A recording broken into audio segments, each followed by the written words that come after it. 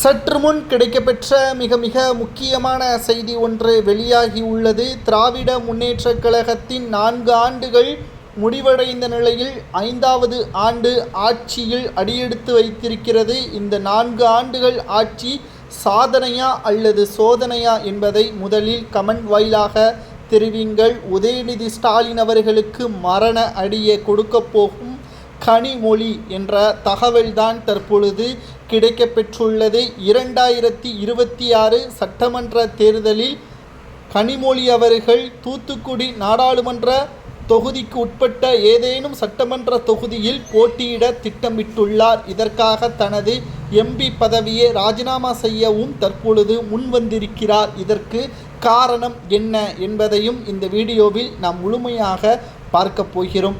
உதயநிதி ஸ்டாலின் அவர்களது வளர்ச்சி அபாகாரமான வளர்ச்சி என்று பலரால் பேசப்படுகிறது. கனிமொழி அவர்கள் கலைஞர் அவர்கள் இருக்கும் பொழுது திமுகவில் என்ன வேண்டுமானாலும் சொல்லலாம், யாரை வேண்டுமானாலும் நீக்கலாம், யாருக்கு வேண்டுமானாலும் புதிய பதவியை கொடுக்கலாம், நாம் அனைவரும் அறிந்ததே.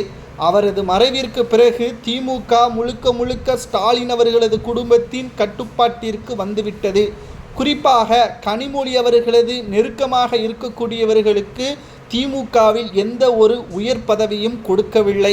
2021 சட்டமன்ற தேர்தலிலேயே கனிமொழியின் மிகவும் நெருக்கமாக இருந்தவர்களுக்கு சிபாரிசு செய்த போதிலும் கூட அவர் இதற்கு சரிபட்டு வரமாட்டார் என்று ஸ்டாலின் அவர்கள் ஒரே போடாக போட்டுவிட்டார்.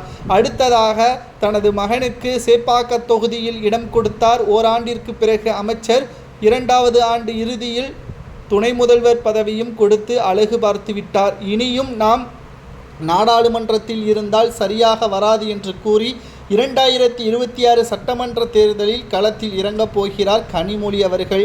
தற்பொழுது இதற்காக என்னவெல்லாம் செய்ய போகிறார் என்றால், திமுக பல்வேறு எதிர்ப்புகளையும் கனிமொழி மீது திணிக்கும். இருந்தபோதிலும் தொண்டர்கள் தனது மீது நம்பிக்கையும் தனது மீது அக்கறையும் வைத்திருக்கிறார்கள். தனக்கு உதவி செய்யக்கூடிய நெருக்கமாக இருக்கக்கூடியவர்களுக்கு வாய்ப்பு மறுக்கப்படும் பட்சத்தில் தமிழக அரசியலில் இருந்தால் மட்டும்தான் திமுகவில் நம்முடைய பெயர் நிலைத்து நிற்கும், இல்லை என்றால் ஓரம் கட்டி விடுவார்கள் என்ற அச்சத்திலும் கனிமொழி அவர்கள் இந்த முடிவை எடுத்திருப்பது சரியா தவறா?